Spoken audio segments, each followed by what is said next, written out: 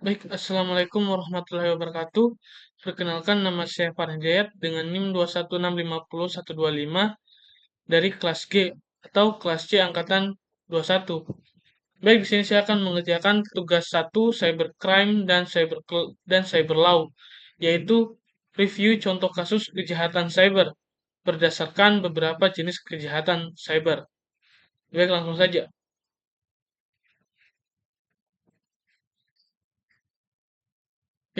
Berikut adalah jenis-jenis kejahatan cyber.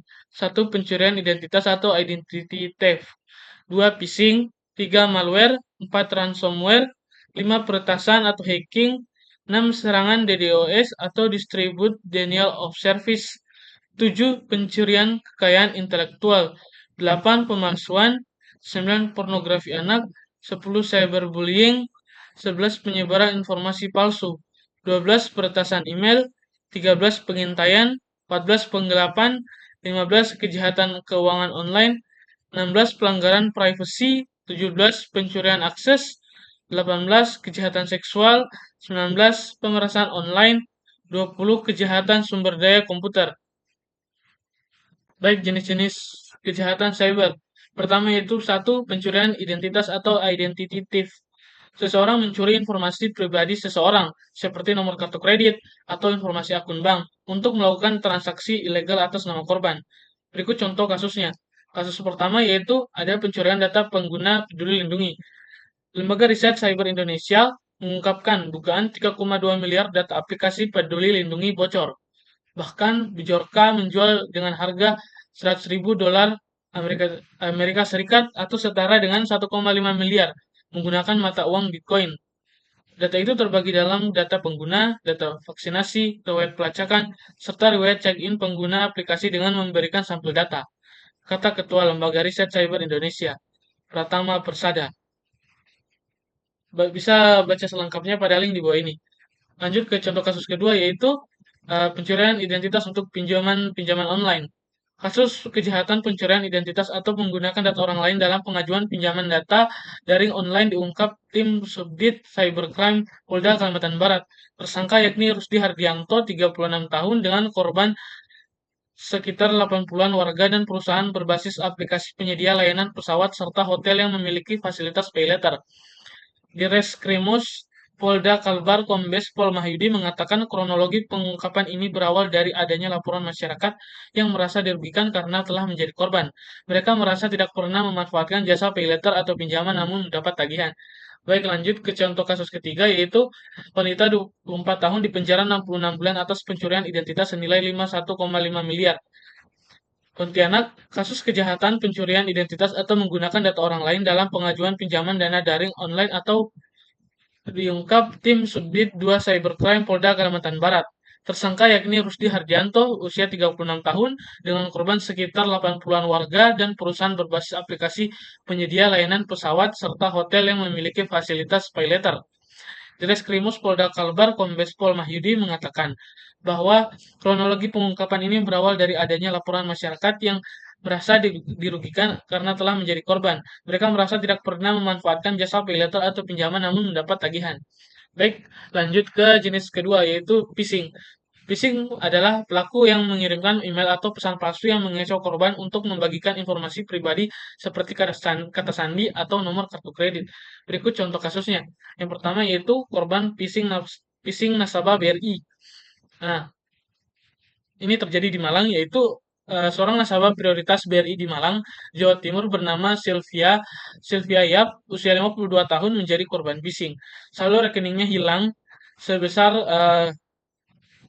sebesar satu 1,4 M dalam waktu beberapa jam. Kasus ini berawal saat dirinya menerima pesan berisi undangan dengan format aplikasi dengan format aplikasi di aplikasi dengan format APK di aplikasi pesan instan WhatsApp.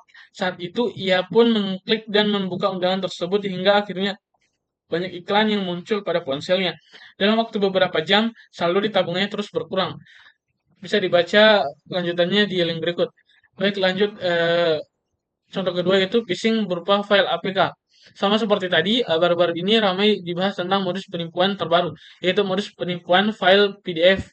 Ini dilakukan oleh seorang yang mengaku pembeli di online shop. Jika penjual membuka file tersebut, maka saldo di rekening mobile bankingnya akan lenyap seketika. Jadi, awalnya penipu ini mau order di luar dan e-commerce dan minta atau bahkan dipaksa nomor WA seller dengan alasan mau order banyak. Pas udah dapat nomor WA seller, penipu ini bakal ngirimin list orderannya dalam bentuk file PDF. Tulis akun TXT all cop. File yang dikirimkan memang menimbulkan kecurigaan. Pasalnya file yang dikirim tidak lazim, mulai dari logonya yang tidak berwarna merah hingga preview PDF yang tidak tersedia. Bahkan ukuran filenya juga cukup mencurigakan. List orderan yang isinya hanya 5 halaman, namun ukuran file bisa mencapai 5 MB. Jika file tersebut dibuka, isinya bukan lagi list orderan, melainkan sebuah aplikasi. Aplikasi ini akan terpasang di HP dan bisa mengurus habis isi rekening mobile banking. Bisa baca berita selengkapnya di link berikut ini. Baik, lanjut ke contoh ketiga, yaitu jual beli akun phishing untuk kejahatan. Polda Metro Jaya mengungkap praktik penipuan dengan modus penjualan link phishing atau link palsu yang menyerupai website salah satu bank BUMN. Direktur Research Kriminal Khusus Polda Metro Jaya, Kombes Ade Safri Simanjuntak mengatakan, dalam kasus ini pihaknya berhasil menangkap pembuat sekaligus penjual link tersebut berinisial AV alias IRR alias R umur 25 tahun. Pelaku membuat link yang nantinya akan mengarahkan ke website bank itu dengan cara membuat script phishing berisi form pengisian data nasabah menggunakan perangkat telepon genggam dan laptop. Bisa baca beritanya di link berikut ini. Baik, kita lanjut ke jenis ketiga, yaitu malware atau perangkat lunak berbahaya, yaitu virus komputer yang menginfeksi komputer korban dan mencuri data pribadi atau merusak sistem. Baik, lanjut contoh kasus pertama, yaitu malware yang disebarkan melalui challenge TikTok. Ini sering sekali kita bisa lihat dari filter-filter yang tersedia di TikTok. Penjahat cyber kembali beraksi dengan cara yang tak biasa. Sebuah laporan menemukan jika pelaku cyber menggunakan challenge TikTok untuk menyebarkan malware pencuri data lewat sebuah aplikasi ketiga. Tren challenge ini bernama Invisible Challenge, di mana seseorang ditantang tak memakai busana dan menggunakan sebuah efek invisible body yang akan menghilangkan tubuh dari video tersebut. Mungkin sekilas filter ini mirip dengan konsep green screen, namun sedikit bahaya dan nekat karena pengguna diminta untuk tak memakai busana demi meluluskan tantangan ini. Hasil dari tantangan ini, kulit pengguna yang tak tertutup penghalang akan menjadi transparan. Bisa dibaca berita selengkapnya pada link ini. Lanjut ke contoh kedua, yaitu penyebaran malware dengan AI. Menurut laporan Identity Security Threat yang dibuat oleh CyberArk, banyak perusahaan yang makin khawatir dengan penyebaran malware bikinan AI. Dalam laporan tersebut, 93% peserta survei menyimpan kekhawatiran soal penyebaran malware yang diperkuat oleh AI, dan meyakini kalau ancaman dari serangan semacam ini bakal ada di perusahaan mereka pada tahun 2023. Terlepas di berbagai keuntungan di sisi efisiensi dan meningkatkan inovasi, ancaman keamanan cyber juga ikut meningkat. Untuk itulah, 68% dari peserta survei mengaku akan menerapkan pemakaian pengamanan berbasis software as a service dalam 12 bulan ke depan. Berita lengkapnya bisa dibaca pada link berikut ini. Lanjut ke contoh ketiga, yaitu aplikasi palsu berisi malware. Para peretas telah mengembangkan taktik baru yang licik untuk memasukkan malware ke ponsel-ponsel pengguna untuk mengintip percakapan mereka. Para peneliti di perusahaan keamanan Cyber Asset menemukan adanya aplikasi palsu di toko aplikasi Google dan Samsung yang nyamar sebagai ekstensi atau versi premium dari platform perpesanan populer Signal dan Telegram yang dirancang untuk mencuri data pengguna. Baik, berita selengkapnya bisa dibaca di link ini. Lanjut ke jenis keempat, yaitu ransomware. Adalah pengguna perangkat lunak yang mengenkripsi data korban dan meminta tebusan untuk mendekripsi data tersebut. Ya, lanjut, contoh kasus pertama yaitu ransomware Sony PlayStation. Sony mengirimkan notifikasi ke sejumlah karyawan dan mantan karyawan Sony Interactive Entertainment atau CIA terkait data pribadi yang bocor dalam pembobolan sistem yang terjadi Mei lalu. Surat notifikasi tersebut dikirimkan ke 6.800 orang dan pertama dilaporkan oleh Blipping Komputer. Mereka pun menerima konfirmasi dari Sony yang menyebut adanya pembobolan lain yang terjadi pada September lalu. Beritanya bisa dibaca pada link berikut. Contoh kedua itu ransomware OJK. Situs otoritas jasa keuangan OJK mengalami gangguan dan tidak bisa diakses.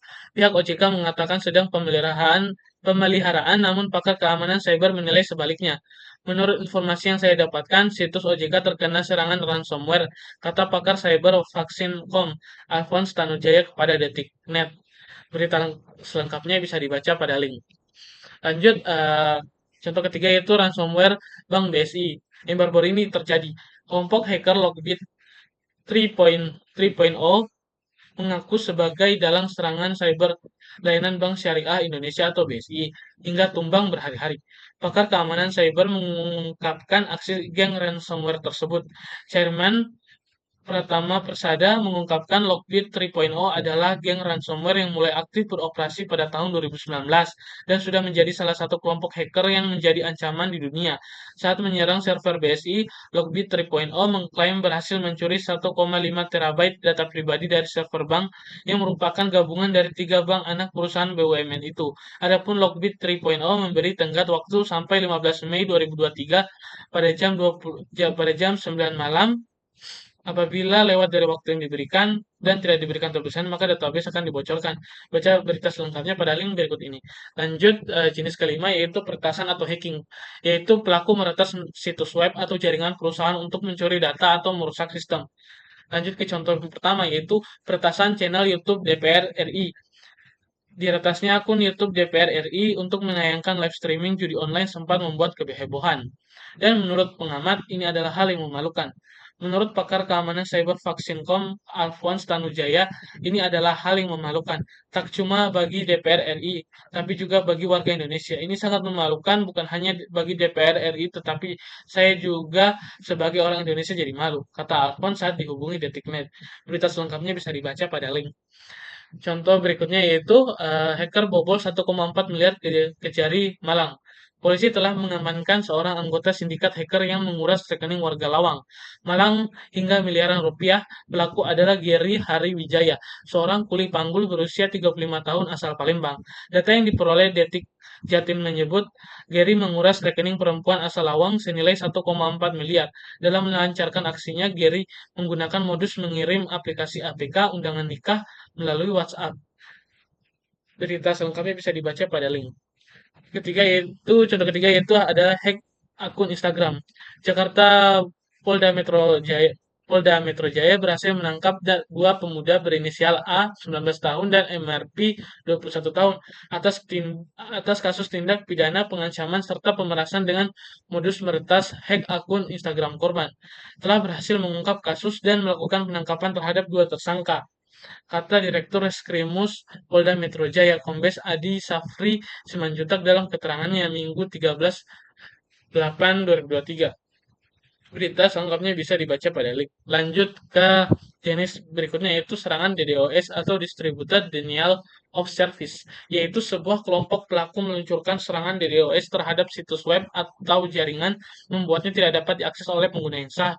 Berikut contoh kasus yang pertama yaitu serangan DDoS Project Multatuli. Media online Project Multatuli mengalami serangan Distributed Denial of Service atau DDoS pada Rabu 15 Maret 2023. Akibat serangan banjir trafik tak wajar ini, situs web Project Multatuli ORG tak dapat diakses oleh pembaca. Project Multatuli adalah media online yang fokus melaporkan tentang perjuangan kaum cilik, menyuarakan mereka yang tak bisa bersuara, dalam istilah yang mereka pakai, jurnalisme publik untuk melayani yang dipinggirkan demi menguasai kekuasaan agar tidak keugalan. Berita selengkapnya bisa dibaca pada link. Baik, contoh kasus kedua itu serangan DDoS pada jurnas.com. Ketika banyak orang yang merayakan Tahun Baru 2023 dengan momen yang indah, tapi tidak dengan redaksi jurnas.com. Kami justru bertarung menghadapi serangan DDoS yang membuat situs kami tidak bisa dibuka alias error. Kami ingin menyampaikan permintaan maaf kepada pembaca dan klien kerjasama dengan adanya gangguan tersebut. Agar bisa memahami permohonan ini, berikut kami menjelaskannya kejadian yang menimpa jurnas.com beberapa hari ini. Tim kami berupaya keras agar serangan DDoS itu bisa ditaklukkan, namun ternyata tidak mudah. Serangan bertubi-tubi itu silih berganti dan berpindah-pindah. Berita selengkapnya bisa dibaca pada link. Berikutnya yaitu serangan DOS situs konde.co. Situs konde.co diserang oleh hacker dengan metode serangan DDoS atau Distribute Denial of Service usai memberitakan kasus pemerkosaan pegawai honorer Kementerian Koperasi dan Usaha Kecil Menengah Kemenkop UKM. DDoS attack sendiri adalah serangan cyber yang menargetkan server suatu sistem. Serangan yang menargetkan situs berita tersebut diungkapkan oleh pemimpin redaksi Konde.co. Rufiana melalui keterangan tertulisnya, ia menjelaskan Konde.co pada Senin menuliskan laporan berita tentang perkosaan yang terjadi di Kemenkop UKM yang dilakukan oleh 4 orang pegawai di kementerian tersebut. Berita ini kemudian ramai di Twitter dan media sosial lainnya. Berita selengkapnya bisa dibaca pada link. Lanjut, jenis ketujuh yaitu pencurian kekayaan intelektual, yaitu mencuri dan menyebarkan produk atau informasi rahasia bisnis dari perusahaan pesaing. Berikut contoh kasus yang pertama, yaitu pencurian rahasia dagang Amerika Serikat oleh Tiongkok sedang diawasi. Terkait pencurian kekayaan intelektual atau IP, hal ini terjadi di seluruh dunia dan kemudian ada di Tiongkok. Menurut laporan baru, pada tahun 2015, Tiongkok Daratan dan Hong Kong menyumbang 87% barang palsu yang disita oleh bea cukai dan patroli perbatasan Amerika Serikat. Jumlah pencurian rahasia dagang yang terjadi di Tiongkok, meskipun lebih sulit untuk dilacak, juga tidak jauh tertinggal klaim Komisi Pencurian Kekayaan Intelektual Amerika di Washington DC, sebuah kelompok non-pemerintah bipartisan yang diketuai oleh mantan gubernur Utah John Hodgman Jr. yang pernah menjabat sebagai duta besar Amerika Serikat untuk Tiongkok dari 2009 hingga 2011. Berita selengkapnya bisa dibaca pada link. Lanjut contoh ke berikutnya, yaitu bocorkan rahasia dagang racikan kopi. Hipin dihukum 1 tahun penjara karena membocorkan rahasia dagang racikan kopi. Ex-karyawan pabrik kopi CV Bintang Harapan itu dikenakan Undang-Undang Rahasia Dagang. Kasus bermula saat pria kelahiran 30 November 1970 bermasalah dengan majikannya. Pada November 2009, ia mendatangi mes karyawan membujuk mereka pindah pabrik. Beberapa karyawan CV Bintang Harapan terbujuk dan mereka pindah ke pabrik Hipin dengan bendera CV 3 berlian. Nah, Hipin menyuruh karyawan barunya untuk membuat sistem kerjasama dengan tempat lama, seperti penggorengan, penggilingan, saringan, hingga pengemasan, sehingga citra rasa yang dapat bisa sama persis, baik aroma dan cita rasanya. Berita selengkapnya bisa dibaca pada link. Lanjut, contoh berikutnya yaitu pencurian hak cipta Crocs yang saling gugat atas tuduhan pencurian hak cipta. Produsen alas kaki merek Crocs dan pesaing bisnisnya Joy Best saling gugat di pengadilan Amerika Serikat. Gugatan diajukan terkait masalah rahasia dagang, pencurian hak cipta dan desain produk. Crocs menggugat Joy Best di Pengadilan Federal Colorado. Ini merupakan perluasan perkara dari gugatan yang pernah mereka ajukan pada 2021. Sebaliknya, Joy Best mengajukan gugatan yang sama juga di Colorado. Berita selengkapnya bisa dibaca pada link. Lanjut, jenis ke 8 yaitu pemalsuan atau forgery, membuat dokumen palsu atau identitas palsu untuk melakukan penipuan atau aktivitas ilegal. Contoh kasus yang pertama yaitu pemalsuan dokumen bacalek di Tidore, Kepulauan. Admin Partai Amanat Nasional PAN bernama Ibnu Fabanyo di kota Tidore, Kepulauan, Maluku Utara menjadi tersangka kasus dugaan pemalsuan dokumen bakal calon legislatif bacalek atau PAN. Ibnu telah menjalani sidang terkait kasus pemalsuan dokumen ini. Bersangkutan sudah ditetapkan sebagai tersangka. Ibnu adalah admin pengelola data pencalonan caleg, ujar Divisi Penanganan Pelanggaran Penyelesaian Sengketa Bawaslu Kota Tidore, Kepulauan. Isman M. Natsir kepada detik.com pada Jumat 13 Oktober 2023. Berita selengkapnya bisa dibaca pada link. Lanjut, contoh berikutnya yaitu pemalsuan dokumen tambang. Penyidik Jaksa Agung Muda Tindak Pidana Khusus Kejaksaan Agung memeriksa saksi berinisial Aran selaku asisten anggota Komisi 1 DPR RI Ismail Thomas, tersangka tindak pidana korupsi penerbitan dokumen perizinan pertambangan PT Sendawar Jaya. Kepala Pusat Penerangan Hukum Kejaksaan Agung Ketut Sumedana dalam keterangannya di Jakarta, Senin mengatakan Aran diperiksa bersama saksinya yaitu Direktur berinisial SH. Kedua saksi diperiksa terkait penyidikan perkara dugaan tindak pidana korupsi penerbitan dokumen perizinan pertambangan PT Sendawar Jaya atas nama tersangka IT atau Ismail Thomas. Kata Ketut, dia mengatakan pemeriksa saksi dilakukan untuk memperkuat pembuktian dan melengkapi pemberkasan dalam perkara tersebut. Berita selengkapnya bisa dibaca pada link. Contoh kasus berikutnya yaitu pemalsuan dokumen PPDB di Bogor. 5 pelaku yang terlibat dalam kecurangan penerimaan peserta didik baru atau PPDB 2023 di Kota Bogor, Jawa Barat ditangkap polisi. Kapolresta Bogor Kota, Kombes Pol Bismo Teguh Prakoso menjelaskan polisi telah memeriksa sejumlah saksi, kemudian menganalisa barang bukti, kemudian mengerucut kepada pemeriksaan terhadap tersangka terkait dengan PPDB penerimaan peserta didik baru SMP Kota Bogor yang yang pada saat itu terjadi sekitar bulan Juli tahun 2023, kata Teguh Prakoso. Berita selengkapnya bisa dibaca pada link. Lanjut, pornografi anak atau child pornography. Menyebarkan atau menyimpan materi pornografi yang melibatkan anak-anak yang merupakan tindakan ilegal. Lanjut, contoh kasus pertama yaitu bos jaringan pornografi anak tewas dipukuli penghuni penjara. Pemimpin jaringan pornografi anak skala internasional terbunuh di penjara akibat insiden pemukulan di dalam penjara Milan, Michigan, Amerika Serikat. Diwartakan Newsweek Minggu 6 Januari 2019, Christian Meiry dijatuhi hukuman 40 tahun penjara pada Desember 2018 yang lalu. Sebelumnya, FBI berhasil membongkar siapa dalam kelompok kriminal di internet yang dijuluki sebagai The Bored Group. Christian Meiry tewas setelah terlibat perkelahian dengan 7 narapidana lainnya pada Rabu 2 Januari 2019 di pusat penahanan Michigan. Berita selengkapnya bisa dibaca pada link. Lanjut, contoh kasus kedua yaitu posting konten pornografi anak dapat uang. Selain menyalurkan hasrat pedofilia, akun Facebook official Candy Groups juga mendatangkan uang bagi anggotanya. Anggota akan mendapat 15 dolar Amerika Serikat atau setara 200.000 untuk setiap klik pada konten yang dipostingnya. Direktur Reserse Kriminal Khusus Polda Metro Jaya Kombes Wahyu Hadiningrat mengatakan sistem pembayaran tersebut dihitung melalui sistem poin yang ada di Facebook. Wahyu mengoreksi pernyataan pihak kepolisian sebelumnya yang menyebutkan bahwa bayaran diterima per klik adalah 15.000. Berita selengkapnya bisa dibaca pada link. Lanjut kasus berikutnya yaitu kasus pornografi anak terbanyak di Malaysia. Di antara negara-negara Asia Tenggara, Malaysia ternyata duduk di peringkat atas dalam hal konsumsi konten pornografi anak yang beredar di internet. Menurut otoritas Malaysia, jumlah alamat IP atau internet protokol pengunggah dan pengunduh pornografi anak di negeri jiran tersebut mendekati kisaran 20.000 unduhan, tertinggi dibanding para negara tetangganya.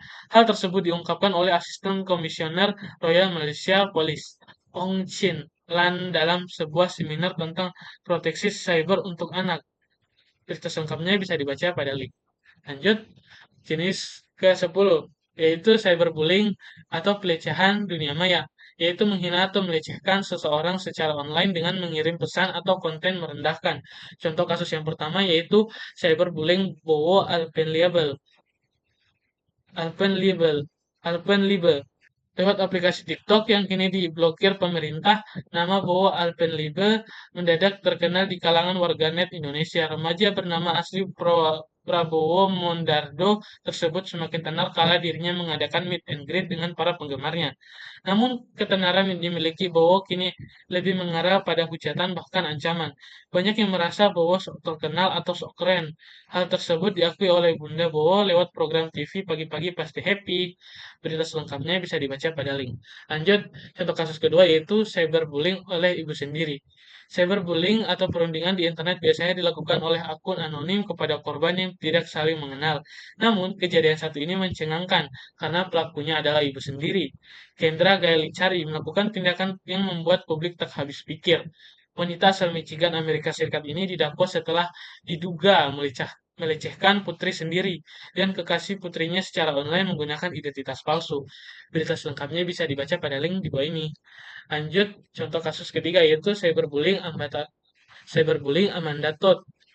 Seperti perundungan pada umumnya, cyberbullying atau perundungan dunia maya merupakan perilaku tindakan menyenangkan yang membuat korbannya merasa tidak nyaman, sakit hati, hingga tertekan. Akan tetapi, berbeda dengan perundungan lainnya, perundungan ini terjadi lewat teknologi digital, misalnya di media sosial, platform bermain game online. Jika tidak segera diatasi, korban cyberbullying dapat mengalami depresi, menyakiti diri sendiri, bahkan hingga melakukan percobaan bunuh diri. Berita selengkapnya bisa dibaca pada link di bawah ini. Lanjut, baik jenis berikutnya yaitu 11 penyebaran informasi palsu atau disinformation. Disinformasi atau biasa disebut sebagai hoax adalah informasi yang salah yang sengaja dibuat dan disebarkan untuk merugikan pribadi atau kelompok tertentu. Berikut contoh kasus yang pertama yaitu sebar informasi hoax di medsos, pelajar Sukabumi ditangkap. Seorang pelajar inisial MPA 18 tahun terpaksa berurusan dengan aparat kepolisian Resor Sukabumi Kota. MPA membagikan informasi palsu dan ujaran kebencian. Akibat perbuatannya itu, MPA terancam hukuman penjara selama 6 tahun dan denda 1 miliar. Berita selengkapnya bisa dibaca pada link. Lanjut contoh kasus kedua yaitu pembuat berita bohong melalui ChatGPT ditangkap di Cina. Pelaku pembuatan dan penyebaran berita bohong secara daring dengan menggunakan ChatGPT di Cina ditangkap. Hampir dipastikan merupakan kasus pertama pembuatan berita bohong dengan menggunakan bot percakapan berbasis kecerdasan AI yang dibongkar aparat Cina. Berita selengkapnya bisa dibaca pada link. Berikutnya itu contoh berikutnya itu kasus hoax putusan MK masuk penyidikan. Denny Indrayana, apa saya buat keonaran? Mantan Wakil Menteri Hukum dan Hak Asasi Manusia, Denny Indrayana merespons peningkatan status kasus penyebaran informasi bohong atau hoax putusan Mahkamah Konstitusi yang kini naik ke tahap penyidikan. Denny mengatakan dengan adanya perubahan status perkara menjadi penyidikan, Bareskrim Mabes Polri berarti sudah menyimpulkan ada tindak pidana dalam kasus cuitannya itu. Baca selengkapnya bisa baca di link ini. Jenis berikutnya yaitu peretasan email. Peretasan email adalah salah satu kejahatan cyber yang mengacu pada akses tidak sah atau manipulasi akun email seseorang tanpa persetujuan mereka. Contohnya yaitu peretas raup Rp 5,8 miliar usai bajak email perusahaan ventilator. Badan Reserse Kriminal Polri mengungkap kasus penipuan terkait dengan pembelian ventilator dan monitor virus corona COVID-19 oleh sindikat internasional yang sudah meraup keuntungan hingga 58,8 miliar. Lanjut, contoh kasus yang kedua yaitu Polda di berhasil bongkar kasus peretasan email bisnis jaringan internasional. Direktorat Research Kriminal Khusus Ditreskrimsus Poldadi berhasil mengungkap tindak pidana cyber dengan modus operandi bisnis email compromise. Kasus ini bermula adanya dugaan akses ilegal berupa peretasan terhadap surat atau email perusahaan PT Pagilaran yang digunakan untuk korespondensi kegiatan usaha pada korban dengan pihak lain di luar negeri. Berita selengkapnya bisa dibaca di link ini. Berikut contoh ketiga yaitu Menlu Blinken selidiki kasus peretasan email pemerintah Amerika Serikat oleh hacker Cina. Menteri Luar Negeri Amerika Serikat Anthony Blinken mengatakan pihaknya telah melakukan penyelidikan kasus peretasan akun email Microsoft milik instansi pemerintah Amerika Serikat oleh sekelompok peretas asal Cina bernama Storm 0558. Dia membenarkan dengan adanya peretasan pada sistem pemerintahan Amerika Serikat, dalam hal ini Kementerian Luar Negeri. Lanjut, jenis kejahatan cyber yang ke-13 yaitu pengintaian atau espionage. Espionage adalah tindakan pengintaian yang sebagian besar menargetkan perusahaan atau lembaga pemerintah untuk tujuan keuntungan ekonomi, politik, atau militer. Pengkhianat CIA Aldrich Ames 1980. Seorang perwira agen CIA Aldrich Ames 31 tahun mengkhianati negaranya Amerika Serikat ketika dalam masa-masa sulit. Pada 1980-an, ia menyampaikan informasi penting Rusia, termasuk KGB yang merupakan dinas intelijen asing Uni Soviet. Ia beberapa kali melakukan pertemuan rahasia bersama KGB di Meksiko, Roma, dan terakhir di Washington DC. Contoh berikutnya yaitu mata-mata Pearl Harbor tahun 1942. Pada 21 Februari 1942, selisih 76 hari setelah serangan tragis di Pearl Harbor, Bernard Julius Otto Quen dinyatakan bersalah karena telah melakukan praktik spionase terhadap Amerika Serikat. Ia lalu dijatuhi hukuman mati dengan cara ditembak langsung di Honolulu. Lanjut ke contoh kasus ketiga yaitu The The Duquesne Spying tahun 1942. Kasus ini menjadi kasus spionase terbesar dalam sejarah Amerika Serikat. Sejumlah 33 anggota jaringan spionase Jerman yang dipimpin oleh Frederick Joubert Duquesne bekerjasama melakukan pencurian data informasi penting di militer AS saat Perang Dunia Kedua. William G. Sebald menjadi agen ganda dan membantu FBI mengumpulkan bukti. Lanjut ke jenis ke-14 yaitu penggelapan atau cyber extortion. Jenis cyber ini berupa pemerasan yang dilakukan terhadap korban. Modusnya adalah pelaku akan meminta sejumlah uang tebusan agar data penting yang telah dicuri dapat dikembalikan dan tidak disalahgunakan. Contoh yang pertama yaitu tersangka kasus penggelapan uang milik Mualem diserahkan ke jaksa. Penyidik dari Subdit Vismondev di Treskrimsus Polda Aceh telah menyerahkan tersangka penggelapan uang milik Muzakir Manaf atau Mualem berinisial FS ke JPU Kejaksaan Negeri Lok Seumawe. Contoh berikutnya itu kronologi dugaan penggelapan dana 4 miliar oleh vintage Tanijoy. Tanijoy startup di sektor agribisnis tiba-tiba namanya viral di media sosial. Hal itu tak terlepas dari dugaan penggelapan dana para investor yang dilakukan Tanijoy dengan nominal sebesar lebih dari 4 miliar. Tanijoy merupakan vintage peer-to-peer lending yang fokus pada penyediaan akses permodalan bagi para petani kecil melalui investasi online para pendana atau lender. Lanjut ke contoh berikutnya yaitu dilaporkan kasus dugaan penipuan dan penggelapan. Jadi sembako akan diperiksa polisi pekan ini. Kasat Reskrim Polres Tangerang Selatan AKP Alvino Cahyadi mengatakan pihaknya akan memanggil komedian Yadi Sembako untuk memberikan klarifikasi terkait kasus penipuan dan penggelapan pada pekan ini. Sebagai informasi, Yadi Sembako dilaporkan ke Polres Tangerang Selatan atas dugaan kasus penipuan dan penggelapan oleh Muhammad Adri Permana pada 12 September 2023 lalu. Jenis berikutnya itu 15 kejahatan keuangan online adalah kejahatan yang dilakukan dalam sistem berbasis komputer ataupun jaringan internet untuk memanipulasi informasi keuangan dan mencuri uang korban.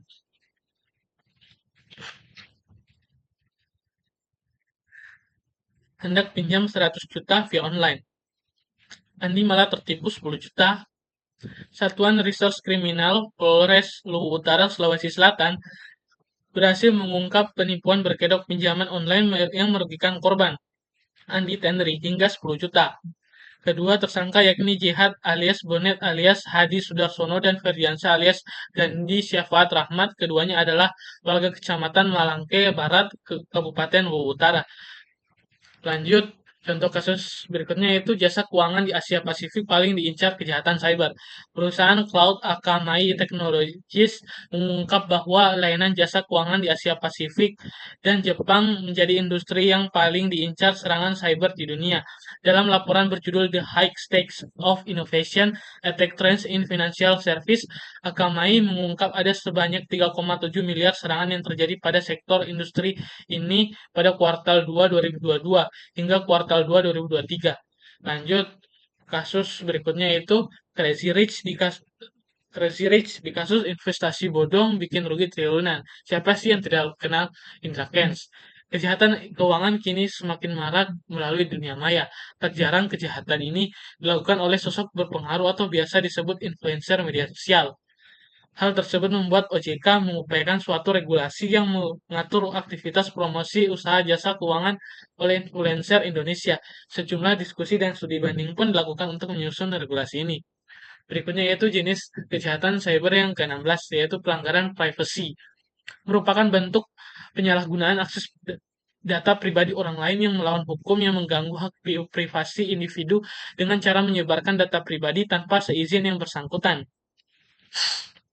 Contoh kasus yang pertama yaitu TikTok didenda 5,6 triliun buntut kasus pelanggaran privasi anak. TikTok dijatuhi hukuman berupa denda sebesar 345 juta euro atau setara 5,6 triliun. Hukuman ini diberikan oleh Komisi Perlindungan Data atau Data Protection Commission Irlandia pada 15 September 2023. Musababnya, TikTok melanggar peraturan perlindungan data umum Uni Eropa dan melanggar Undang-Undang Perlindungan Privasi Anak-anak. Didenda senilai 5,6 triliun. Ini merupakan yang terbesar yang pernah dijatuhkan oleh pemerintah Eropa untuk TikTok. Berikut contoh kasus kedua yaitu privasi pelanggan dilanggar. OVO sampaikan permintaan maaf. Manajemen OVO menyampaikan permintaan maaf atas kejadian tindakan salah satu karyawannya yang menghubungi pelanggan untuk berkenalan. Tindakannya karyawan itu dinilai sebagai pelanggaran privasi dari pelanggan. Dari akun Twitter resminya, mereka memberikan pernyataan permintaan maaf secara terbuka.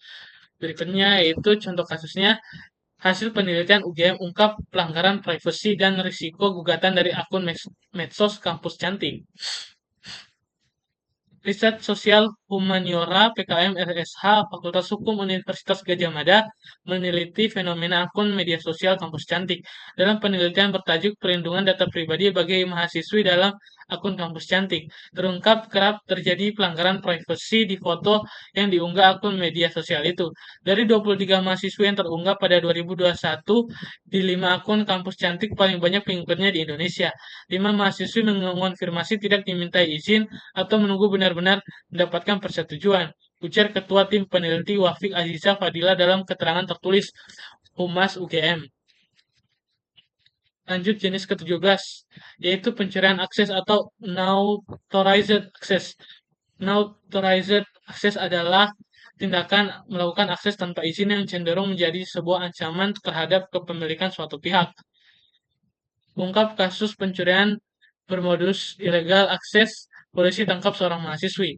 Direktorat Reserse Kriminal Khusus Polda Metro Jaya berhasil mengungkap kasus pencurian barang elektronik bermodus ilegal akses terhadap perusahaan jasa ekspedisi.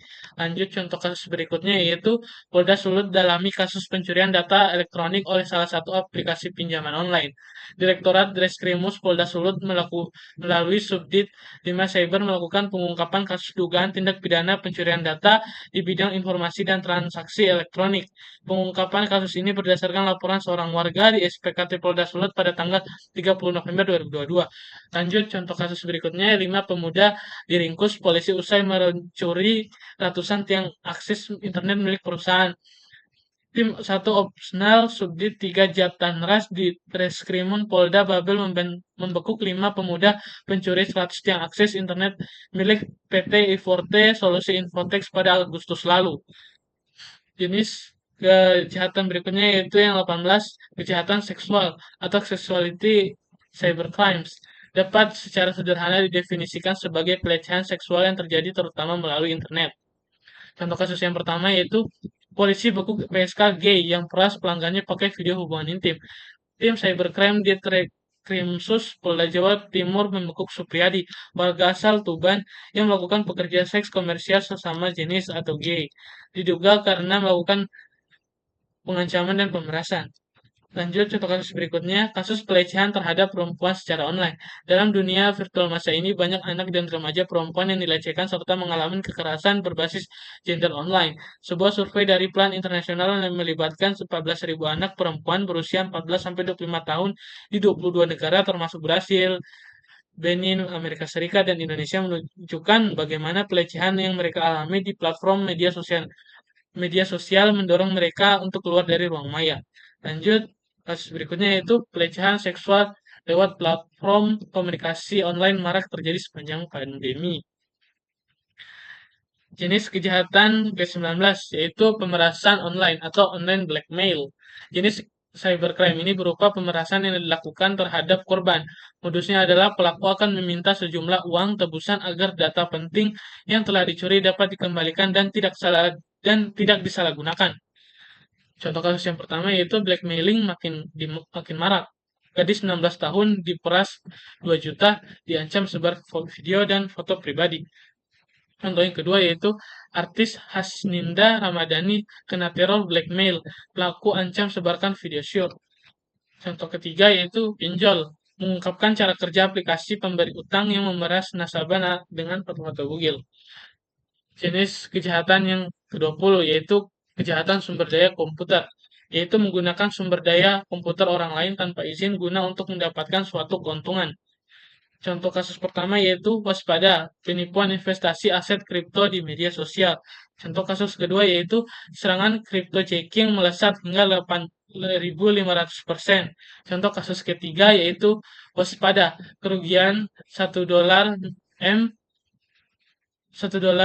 media sosial jadi sarang penipuan kripto di tahun 2021. Baik, mungkin itu saja yang dapat saya sampaikan. Lebih dan kurangnya mohon dimaafkan. Wabillahi taufiq wal hidayah. Wassalamualaikum warahmatullahi wabarakatuh. Terima kasih.